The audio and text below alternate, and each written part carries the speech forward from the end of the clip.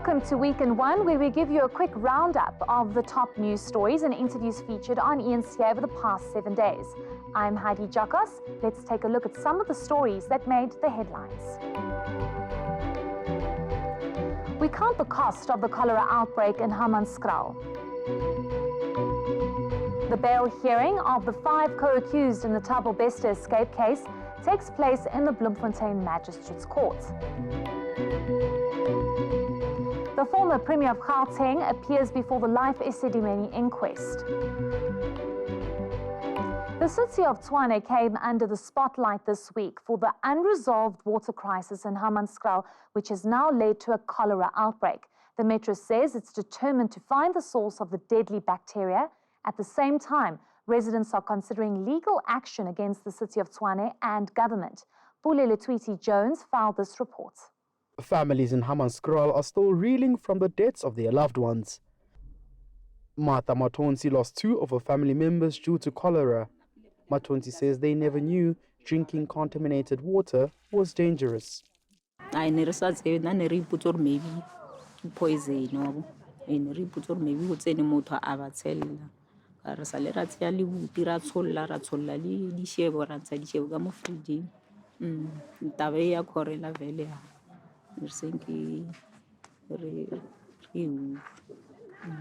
Schools are also affected in the area.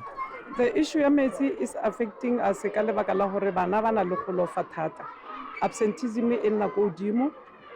Bana ba complain gore ba tshwere ke mala. Because like last month we had bana ba bantsinyana ba nne ba tsamaya ba ya gae because of ba sa feel all right.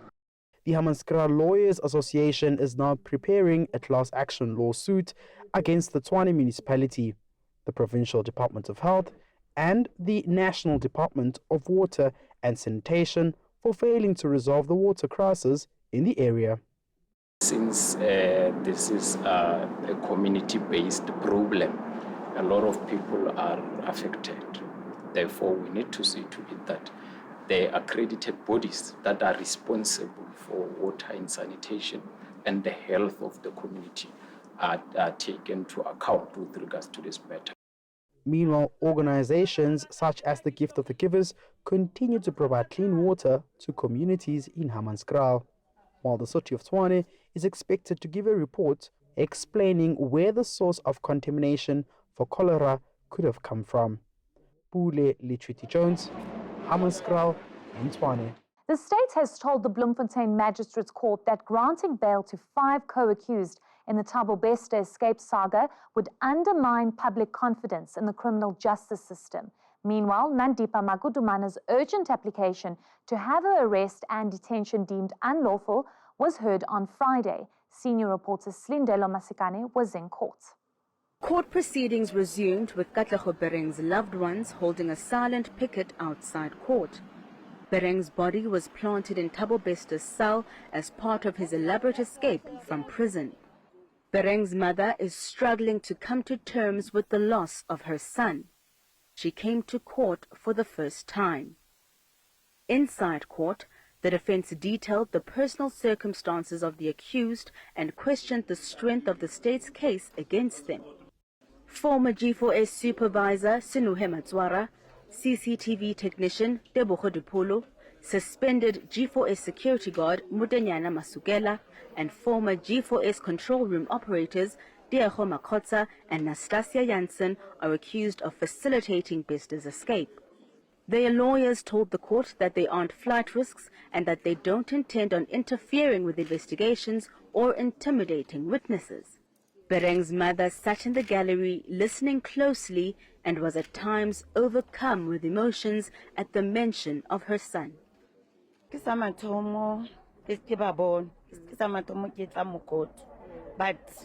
I keep battle for magistrate court if batho ba bail.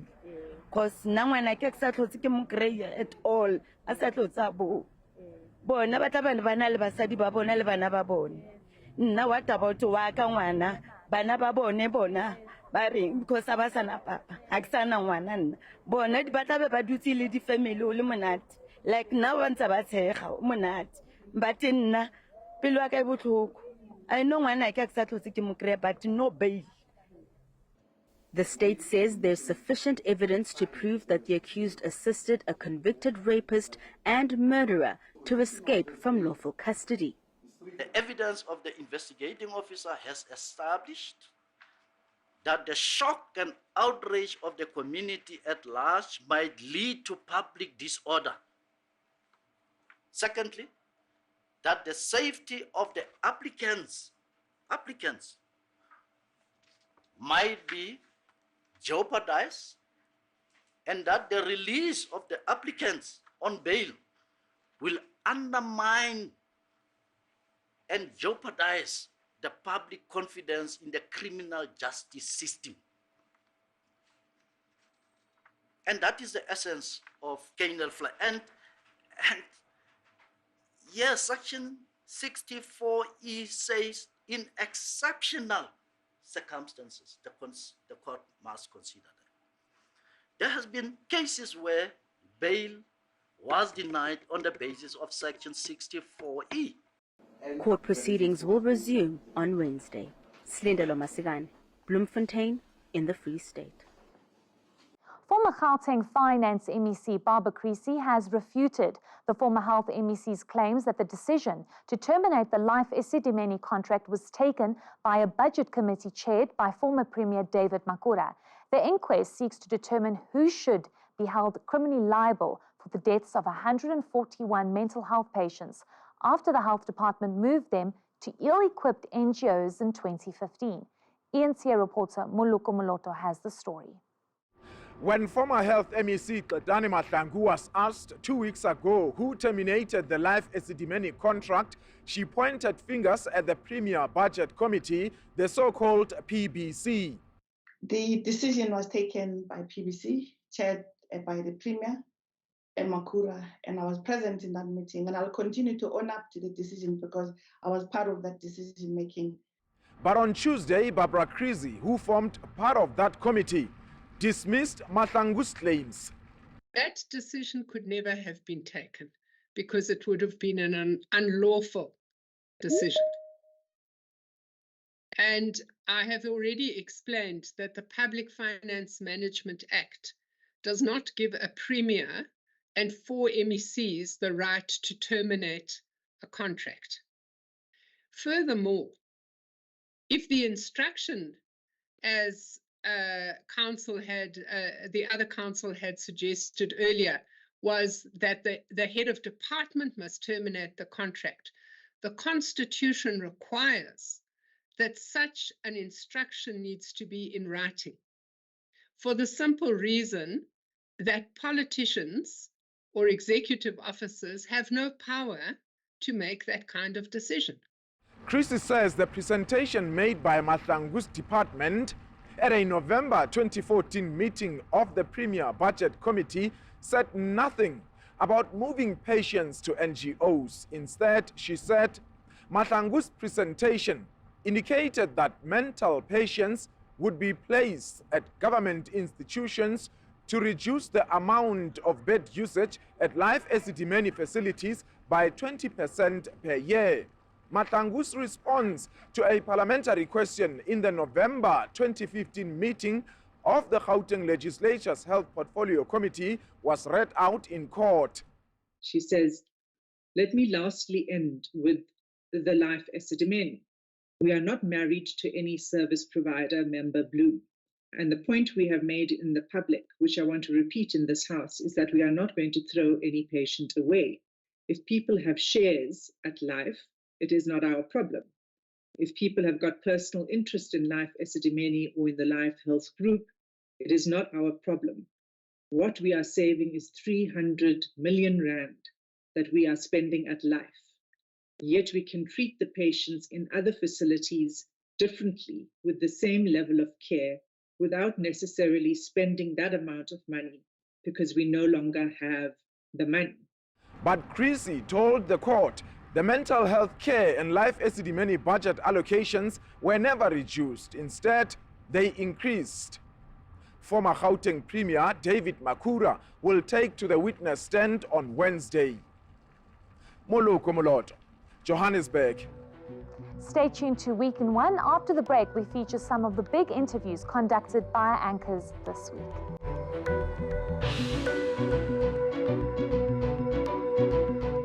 Welcome back to Week in One. I'm Heidi Giokos. An interesting twist is playing out in the Thabo Bester escape saga. Bester's alleged partner in crime, Nandipha Magudumana, is challenging the legality of her arrest and repatriation from Tanzania. In response, Home Affairs Minister Aaron Motsoaledi has outlined the processes that preceded her arrest, ultimately calling on her to take him to court. ENCA anchor Gareth Edwards spoke to immigration expert Gary Eisenberg. What do you make of Dr. Magudumana's application for her arrest to be deemed illegal? She's even gone as far, if I understand correctly, to say she was abducted as well. What do you make of this? Is there anything here? What she says in terms, very simply, is that with or without the concerted cooperation between South Africa and Tanzanian authorities, she was arrested by the South African Police Authority in Tanzania in early April. And she was driven to the airport, put on a plane, and abducted. That is her case. And she says that abduction is unlawful and that she's unlawfully before the court. What is this, to your understanding? Is it repatriation? Is it deportation? Is it extradition? And does it make a difference what kind it is? Between Tanzania and South Africa, we have an extradition agreement, the SADC protocol. Tanzania has its own extradition legislation, and so do we. There could be an issue here, Gary, basically on process. That's what I'm hearing, where there could be a failure of process here. Is my understanding correct? The procedures and the process that was followed, due process, and the violation of due process in terms of papers filed by Dr. Nandipha is under a magnifying glass, and that's going to be the order of business to examine it very, very closely and see whether it was followed precisely in terms of law. People living with disabilities are calling for more inclusivity from e-hailing services. It comes in the wake of a blind Uber user, Hanif Kruger, allegedly being left stranded on the side of the road with his guide dog. ENCA anchor Tumelo Tshwane spoke to Kruger. He's calling for the same treatment that able-bodied users receive. It seems there was no help, in my understanding, to ensure that you got to your destination safely, or at least there was some sort of resolution to this problem. I ordered an Uber vehicle, and there is something called an Uber PIN to make sure that it is the correct driver that you're having. And I stepped outside, I greeted the gentleman, and he then asked me for my Uber PIN. I provided that to him.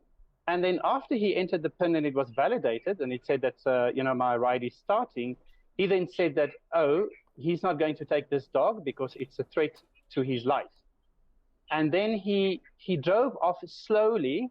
So I followed him, begging him to just release the trip. I don't want to make a fuss. I just need to get to my destination. And he refused to release the trip, which will then have enabled me to get another trip. When you interacted with Uber, what did you put on the table in terms of what they can consider as an organization for the blind community? The ticket was logged, and then one of the media organizations picked it up, and there was an interview. And instead of coming to the table and trying to understand what I have been through, I have been told, though, you need to use a special product for disabled people, which is obviously called Uber Assist. I don't know if you've seen the petition, but if you look at the 10 points, I think, I've really sat down and thought through them carefully.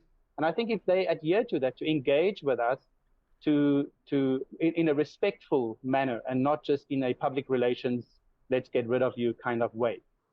Consumer inflation has eased slightly to 6.8% in April from 7.1% in March. It's the lowest it's been in nearly a year, but is still way above the Reserve Bank's target band of between 3% and 6%. So will consumers actually see a difference when they budget for groceries? And at the same time, the Reserve Bank has increased the repo rate by 50 basis points.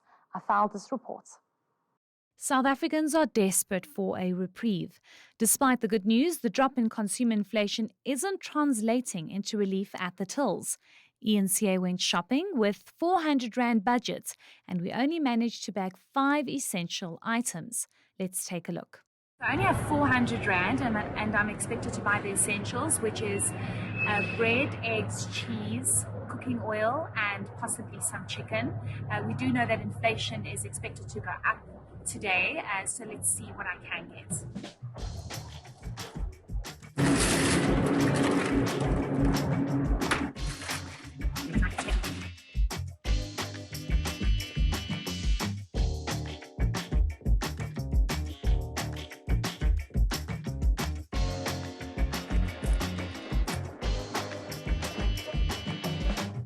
It's already on 192 and we've taken the milk, the oil and the eggs. Okay. Let's take the chicken, which is another essential. I think I'll have enough for everything. So we've basically taken all the essentials, but unfortunately we're not going to be able to take the sugar, which is also deemed an essential, because we only have 400 rand.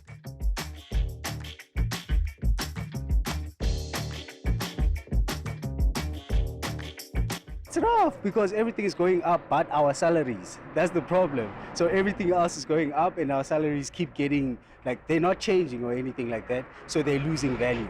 So we're just basically being stuck in the same loop over and over. Ever since I came back this side, should it be the fuel, everything, the food in the supermarket, everything has just been increasing. There have been 8 interest rate hikes since November 2021, with many bracing for another knock to their earnings.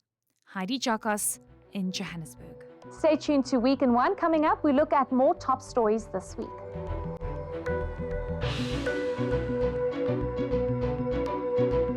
Welcome back to Week in One. I'm Heidi Giokos. The city of Tshwane says 2.5 billion rand is needed to fix the Rooiwal water project, which would be responsible for water purification in Hammanskraal, but it can pledge only 450 million rand. The city says it will be appealing to national government to help finish the project. ENCA reporter Pulile Tweety-Jones has more.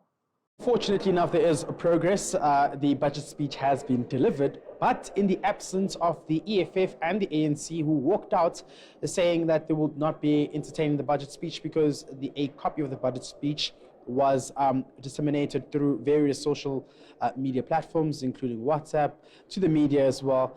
And of course, this was as a result of the Democratic Alliance saying that the EFF was disrupting the session in the morning and they needed to get on with the business of the day, and hence why distributing the budget speech to the public and the citizens of Tshwane to be aware of what's going on in council. But without any waste of time, I'm joined by Peter Sutton, the Finance MMC in the Metro. Thank you very much for joining us, sir. Thank you. Finally, the speech has been delivered. A large portion of the budget going to the Hammanskraal Rooiwal project plants that has to do with ensuring that there's clean water for the area, particularly with this cholera outbreak we've witnessed. Take us through this. Yeah, look, and I want to make it very, very clear. We want to stop the finger pointing. We want to get to a resolution. And if I can choose what will happen, phase 1, 2, and 3 needs to happen almost simultaneously. We need to get in there. We need to get it done, and we need to restore the dignity of the people in Hammanskraal. In cases where certain maintenance work are deliberately not done because people are benefiting through a water tanker. And if the work gets done and the problem gets fixed, the water tanker will be out of business. And you have this type of stuff. So we must take that out of the system. We mustn't, water tankers shouldn't be the norm. It's not dignifying our people by serving them with water tankers, and we must fix that. Thank you very much. That's the MMC for Finance in the city of Tshwane, Gareth Peter Sutton. We put special focus this week on the challenges that South Africans are facing in dealing with rolling blackouts. Our reporters in different provinces, Aviwe Mtila, Lethiwe Mdluli and Aisha Ismail, dissected what's happening on the ground. At this point, all we can ask for is load shedding. Give us load shedding when we're supposed to have power. I can't obviously ask for the impossible, like no load shedding, but give us power when we're supposed to have. A frustrated Cosmos City resident who spent most of the past year without electricity. Well, realistically, the situation is hell. We have electricity for approximately an hour a day. As now, power's off. The situation is very bad because the electricity is forever off. And then even the tenants are very frustrated. I mean, I know Shoprite, they're not impressed with the situation. The banks, they're also not happy with it. So it's going to be a problem. I've got the staff, I've got close to 22 people. Sometimes they're just here and I can't do anything. I can't say they go home because I don't know when it's gonna come back. And those people, their own salary, whether there was electricity or no electricity, I still need to pay them. We always buy generators and we buy petrol. We have to buy even ice to make some of the beers cold. That is deep in our pocket, and we're not making any profit on that. Johannesburg's mayoral committee member for infrastructure says mushrooming informal settlements are placing a big demand on the system. Look, engagement with ESCOM will take long. From where we are sitting, I think as city power becomes difficult for us to say that there's a timeline. But I'm saying that what we can do from our side, and that's I think part of the initiative that we've already started, let's provide for now an assistance in terms of street lighting. And Cosmo City is not the only area in Johannesburg facing prolonged blackouts. For City Power side, you are looking at majority of our areas simply because our infrastructure is old. And also the areas that were heavily affected by the floods as well. Road Depot is another area where we had very high rates of theft and vandalism. So they're also off for quite longer because that happens during load shedding. The promise here is to introduce a smart metering system that will keep the lights on and possibly reduce planned power cuts to 2 stages lower than the national schedule. Aviwem Mtila, Johannesburg. eThekwini residents will no longer enjoy a reduction in blackouts. The city will now face the same extent of power cuts as the rest of the country. Residents are obviously not happy. Well, I'm very angry about this because it causes a lot of problems, especially with the food and, the kids, the studying.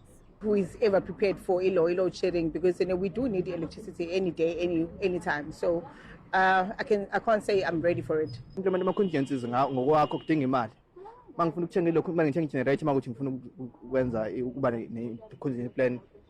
But because I cannot afford to. Flood damage last year compromised electricity infrastructure, including substations, resulting in eThekwini being given time to initiate repairs without power cuts interfering. Explaining how the new schedule is going to be rolled out from Thursday, eThekwini Municipality's electricity head, Maxwell Mthembu, says it won't make a big difference to residents. Customers are not going to experience load shedding just like they used to have it before. Every 2 hours they're going off and on. This time, at least we're giving people 6 hours in between for them before they come off again. So they can plan their lives accordingly. I'm talking about the residential and commercial businesses. The Durban Chamber of Commerce says businesses should be exempt from power cuts. This load shedding schedule has been put in place without consulting us as the private sector. So we're calling consult us, and then we can put together some kind of load shedding schedule that we all contributed to, that's amenable to us, because especially the SMMEs, some of them are situated in the middle of residential areas. SMMEs are situated everywhere, and the SMME sector is the engine of our economy. Residents have been urged to continue using electricity sparingly. Letiwe Mdluli, Durban. More than 350 incidents of electricity infrastructure vandalism and theft have been recorded across the Cape Town Metro in the first quarter of this year. To repair and replace the infrastructure will cost the city and, of course, ratepayers more than 6 million rand. The city has been forced to act. It set aside 40 million rand to set up an energy safety team. These law enforcement officers will protect staff who are called out to do repairs in hotspot areas. We've had an increase of vandalism over the last quarter to the amount of approximately 6.5 million rand, which is a huge amount. And so we are very, very pleased to have these officers here that will assist and keep our infrastructure safe, try to protect the infrastructure, because ultimately, we need to provide services and secure electricity to our residents. She says maintenance staff will now be able to respond to outages sooner and not have to wait for SAPs to escort them into dangerous areas. We have organised crime syndicates who are preying on contractors and council work crews, trying to push them for protection money, even leading, as we saw in Samora Machel, with solid waste to a staff member being killed, and we have major problems around illegal electrical connections. There's also a separate team protecting water and sanitation staff and infrastructure. Aisha Ismail, Cape Town. And that is the end of this week's edition of Week in One. From myself and the fantastic team, have a great weekend.